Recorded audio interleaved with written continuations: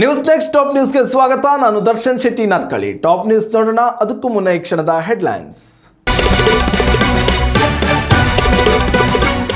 ಸರ್ಕಾರಿ ವೈದ್ಯಾಧಿಕಾರಿಗಳೊಂದಿಗಿನ ಸಂಧಾನ ಸಭೆ ಸಕ್ಸಸ್. ಮುಷ್ಕರ ಕೈಬಿಟ್ಟ ಡಾಕ್ಟರ್, ನಿಟ್ಟುಸಿರು ಬಿಟ್ಟ ಬಡ ರೋಗಿಗಳು. ಪರಿಷತ್ ಚುನಾವಣೆಗೆ ಬಿಜೆಪಿ ಅಭ್ಯರ್ಥಿಗಳ ಪಟ್ಟಿ ಪ್ರಕಟ. ಜೆಡಿಎಸ್ಗೆ 1 ಸೀಟು ಬಿಟ್ಟುಕೊಟ್ಟ ಕೇಸರಿ ಪಾಳಯ. ಮೈತ್ರಿಯಲ್ಲಿ ಎಲೆಕ್ಷನ್ ಎದುರಿಸಲು ಸನ್ನದ್ಧ. ಬೀದಿ ನಾಯಿಗಳ ನಿಯಂತ್ರಣ ಶಿಕ್ಷಕರ ಜವಾಬ್ದಾರಿ. ಸರ್ಕಾರದ ನಿರ್ಧಾರಕ್ಕೆ ಬಸವರಾಜ ಹೊರಟ್ಟಿ ಆಕ್ರೋಶ. ಶ್ವಾನ ಕಾಯುವ ಕೆಲಸ ಅವಮಾನಕರ ಎಂದ ಪರಿಷತ್ ಸಭಾಪತಿ.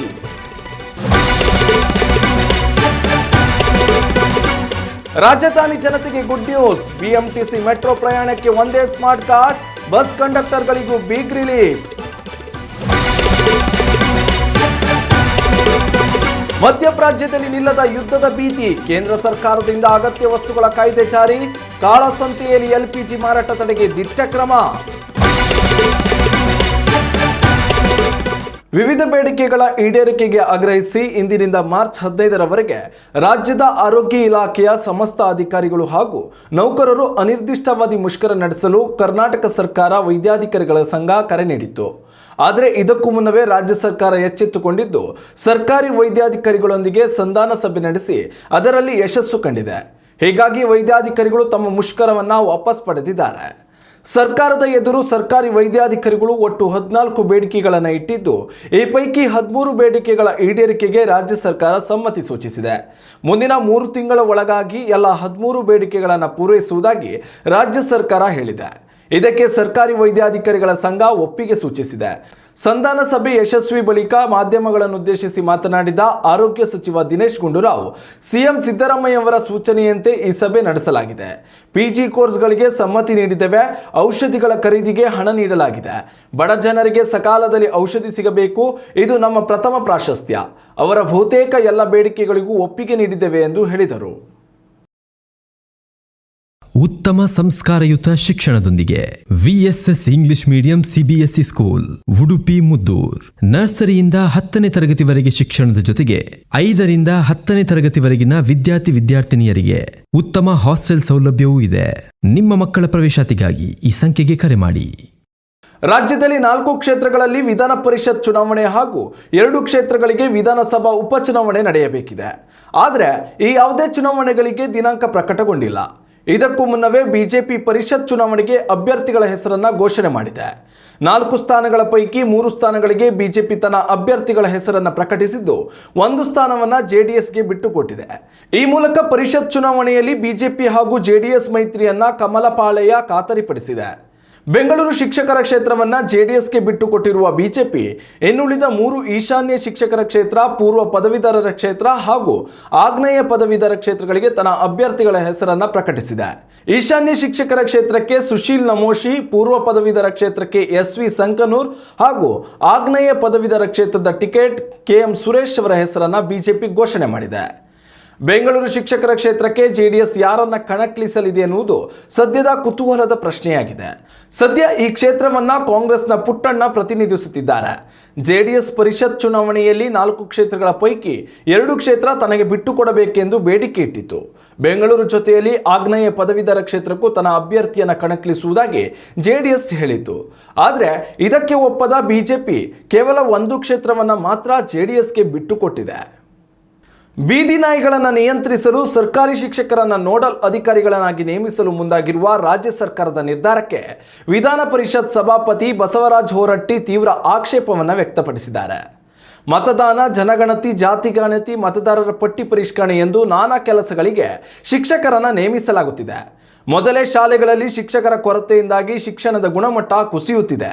ಈ ನಡುವೆ ಬೀದಿ ನಾಯಿ ಕಾಯುವ ಜವಾಬ್ದಾರಿಯನ್ನು ಶಿಕ್ಷಕರಿಗೆ ಹೊಂದಿಸಿರುವುದು ಅವಮಾನಕರ ಎಂದು ಆಕ್ರೋಶವನ್ನು ಹೊರಹಾಕಿದ್ದಾರೆ.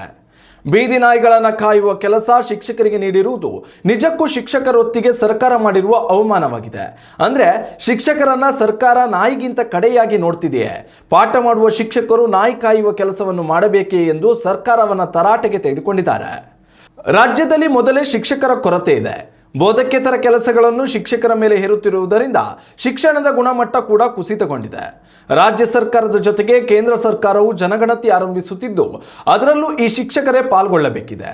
ಈಗ ಬೀದಿ ನಾಯಿ ಕಾಯುವ ಕೆಲಸವನ್ನು ಶಿಕ್ಷಕರಿಗೆ ನೀಡುತ್ತಿರುವುದು ನಿಜಕ್ಕೂ ಹಾಸ್ಯಾಸ್ಪದ. ಈ ನಿರ್ಧಾರದಿಂದ ಸರ್ಕಾರ ಹಿಂದೆ ಸರಿಯಬೇಕು ಎಂದು ಹೊರಟ್ಟಿ ಒತ್ತಾಯಿಸಿದ್ದಾರೆ. ಉತ್ತಮ ಸಂಸ್ಕಾರಯುತ ಶಿಕ್ಷಣದೊಂದಿಗೆ VSS English medium CBSE school Udupi Muddur. ನರ್ಸರಿಯಿಂದ 10ನೇ ತರಗತಿವರೆಗೆ ಶಿಕ್ಷಣದ ಜೊತೆಗೆ 5ರಿಂದ 10ನೇ ತರಗತಿವರೆಗಿನ ವಿದ್ಯಾರ್ಥಿನಿಯರಿಗೆ ಉತ್ತಮ ಹಾಸ್ಟೆಲ್ ಸೌಲಭ್ಯವೂ ಇದೆ. ನಿಮ್ಮ ಮಕ್ಕಳ ಪ್ರವೇಶಾತಿಗಾಗಿ ಈ ಸಂಖ್ಯೆಗೆ ಕರೆ ಮಾಡಿ.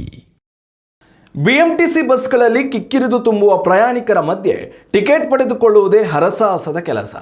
ಆದರೆ ಈ ಪ್ರಯಾಸಕ್ಕೆ ರಾಜ್ಯ ಸರ್ಕಾರ ಪೂರ್ಣವಿರಾಮ ನೀಡಲು ಮುಂದಾಗಿದ್ದು ನಮ್ಮ ಮೆಟ್ರೋ ಕಾರ್ಡ್ ಮೂಲಕವೇ ಬಿಎಂಟಿಸಿ ಬಸ್ಗಳಲ್ಲಿಯೂ ಪ್ರಯಾಣಿಸುವ ಅವಕಾಶ ನೀಡುತ್ತಿದೆ. ಇದರಿಂದ ಬಿಎಂಟಿಸಿ ಪ್ರಯಾಣಿಕರು ಹಾಗೂ ಬಸ್ ಕಂಡಕ್ಟರ್ಗಳಿಬ್ಬರೂ ನೆಮ್ಮದಿಯ ನಿಟ್ಟುಸಿರು ಬಿಡಬಹುದಾಗಿದೆ. ಸುಮಾರು 10,000 ಅತ್ಯಾಧುನಿಕ ಸ್ಮಾರ್ಟ್ ಎಲೆಕ್ಟ್ರಿಕ್ ಟಿಕೆಟ್ ಮೆಷಿನ್ಗಳನ್ನು ಅಳವಡಿಸಲು ಸಾರಿಗೆ ಇಲಾಖೆ ಮುಂದಾಗಿದ್ದು ಇನ್ಮೇಲೆ ಮೆಟ್ರೋ ಸ್ಮಾರ್ಟ್ ಕಾರ್ಡ್ ಬಳಸಿ ಬಿಎಂಟಿಸಿ ಬಸ್ನಲ್ಲಿ ಪ್ರಯಾಣಿಸಬಹುದಾಗಿದೆ. ಮುಂಬೈ ಮೂಲದ ಚಲೋ ಎಂಬ ಕಂಪನಿಗೆ 40 ಕೋಟಿ ರೂಪಾಯಿಗಳ ಟೆಂಡರ್ ನೀಡಲಾಗಿದೆ. 5 ವರ್ಷಕ್ಕೆ ಗುತ್ತಿಗೆ ಆಧಾರದಲ್ಲಿ 11,000 ETM ಮಿಷನ್ಗಳನ್ನು ತೆಗೆದುಕೊಳ್ಳಲು ಮುಂದಾಗಿದೆ. ಈಗಾಗಲೇ ಚಲೋ ಕಂಪನಿಗೆ 11,000 ಮೆಷಿನ್ಗಳನ್ನು ಸಪ್ಲೈ ಮಾಡಲು ಟೆಂಡರ್ ನೀಡಲಾಗಿದೆ. ಈ ಹೊಸ ETM ಮಿಷಿನ್ನಲ್ಲಿ NCMC ಕಾರ್ಡ್ ಬಳಕೆ ಮಾಡಿ ಅಂದರೆ ಬಿಎಂಟಿಸಿ ಮತ್ತು ನಮ್ಮ ಮೆಟ್ರೋ ರೈಲಿನಲ್ಲಿ ಪ್ರಯಾಣ ಮಾಡಬಹುದಾಗಿದೆ. ಈ ಮಿಷಿನ್ಗಳಲ್ಲಿ debit card, credit card, UPI ಆ್ಯಪ್ಗಳು ಸೇರಿದಂತೆ ವಿವಿಧ ಆನ್ಲೈನ್ ಪಾವತಿ ವ್ಯವಸ್ಥೆಗಳನ್ನು ಬಳಕೆ ಮಾಡಿ ಹಣ ಪಾವತಿಸಬಹುದಾಗಿದೆ. ಡೈನಾಮಿಕ್ QR ಕೋಡ್ ಅಳವಡಿಕೆಯಾಗುವುದರಿಂದ ಕಂಡಕ್ಟರ್ಗಳಿಗೂ ನಿಗಮಕ್ಕೆ ವಂಚನೆ ಮಾಡುವ ಅವಕಾಶವಿರುವುದಿಲ್ಲ. ಹೀಗಾಗಿ ಸಾರಿಗೆ ಇಲಾಖೆಯಲ್ಲಿ ಪಾರದರ್ಶಕ ವ್ಯವಸ್ಥೆಗೆ ಈ ಮಿಷಿನ್ಗಳು ಸಹಾಯ ಮಾಡಲಿವೆ. ಇಸ್ರೇಲ್ ಹಾಗೂ ಇರಾನ್ ನಡುವೆ ಯುದ್ಧದ ಭೀತಿ ಹೆಚ್ಚುತ್ತಲೇ ಇದೆ. ಇದು ಜಾಗತಿಕ ಇಂಧನ ಮಾರುಕಟ್ಟೆಯ ಮೇಲೆ ಗಂಭೀರ ಪರಿಣಾಮ ಬೀರಿದೆ. ಭಾರತದಲ್ಲಿ LPG ಸಿಲಿಂಡರ್ಗಳ ಅಭಾವ ಉಂಟಾಗುವ ಸಾಧ್ಯತೆ ಇರುವುದರಿಂದ ಕಾಳಸಂತೆಗಳಲ್ಲಿ ಸಿಲಿಂಡರ್ ಮಾರಾಟ ತಡೆಗೆ ಕೇಂದ್ರ ಸರ್ಕಾರ ಮಹತ್ವದ ಕ್ರಮ ಕೈಗೊಂಡಿದೆ. ಹೌದು, ದೇಶದಲ್ಲಿ ಇಂಧನ ಅಭಾವ ತಡೆಗಟ್ಟಲು ಕೇಂದ್ರ ಸರ್ಕಾರ ಅಗತ್ಯ ವಸ್ತುಗಳ ಕಾಯ್ದೆ 1955 ಜಾರಿಗೆ ತಂದಿದೆ. ಯುದ್ಧದ ಸಂದರ್ಭವನ್ನು ಬಳಸಿಕೊಂಡು LPG ಸಿಲಿಂಡರ್ಗಳನ್ನು ಅಕ್ರಮವಾಗಿ ದಾಸ್ತಾನು ಮಾಡುವುದು ಅಥವಾ ಹೆಚ್ಚಿನ ಬೆಲೆಗೆ ಮಾರಾಟ ಮಾಡುವುದನ್ನು ತಡೆಯುವುದು ಈ ಕಾಯ್ದೆಯ ಪ್ರಮುಖ ಉದ್ದೇಶವಾಗಿದೆ. ಅಲ್ಲದೆ ಒಂದು ವೇಳೆ LPG ಇಂಧನ ಪೂರೈಕೆಯಲ್ಲಿ ಅಭಾವ ಉಂಟಾದಲ್ಲಿ ಮಾರುಕಟ್ಟೆಯಲ್ಲಿ ಸಿಲಿಂಡರ್ಗಳ ಬೆಲೆ ಏರಿಕೆ ಮಾಡದಂತೆ ಈ ಕಾಯ್ದೆಯು ಕಾಪಾಡುತ್ತದೆ. ಈ ಕಾಯ್ದೆ ಜಾರಿಯಾದ ಬಳಿಕ LPG ಸಿಲಿಂಡರ್ಗಳ ಕೃತಕ ಅಭಾವ ಸೃಷ್ಟಿಸುವುದು ಅಪರಾಧಕ್ಕೆ ಸಮ. ಯಾರಾದರೂ ಪೂರೈಕೆಯಲ್ಲಿ ವ್ಯತ್ಯಯ ಉಂಟು ಮಾಡಿದಲ್ಲಿ ಅಂಥವರ ವಿರುದ್ಧ ಕಠಿಣ ಕ್ರಮ ಜಾರಿಯಾಗಲಿದೆ. ಇನ್ನಷ್ಟು ತಾಜಾ ಸುದ್ದಿಗಳಿಗಾಗಿ ನೋಡ್ತಾ ಇರಿ ನ್ಯೂಸ್ ನೆಕ್ಸ್ಟ್. ಇದು ವರ್ತಮಾನದ ಕೈಗನ್ನಡಿ. ಉತ್ತಮ ಸಂಸ್ಕಾರಯುತ ಶಿಕ್ಷಣದೊಂದಿಗೆ VSS English medium CBSE school Udupi Muddur. ನರ್ಸರಿಯಿಂದ 10ನೇ ತರಗತಿವರೆಗೆ ಶಿಕ್ಷಣದ ಜೊತೆಗೆ 5ರಿಂದ 10ನೇ ತರಗತಿವರೆಗಿನ ವಿದ್ಯಾರ್ಥಿನಿಯರಿಗೆ ಉತ್ತಮ ಹಾಸ್ಟೆಲ್ ಸೌಲಭ್ಯವೂ ಇದೆ. ನಿಮ್ಮ ಮಕ್ಕಳ ಪ್ರವೇಶಾತಿಗಾಗಿ ಈ ಸಂಖ್ಯೆಗೆ ಕರೆ ಮಾಡಿ.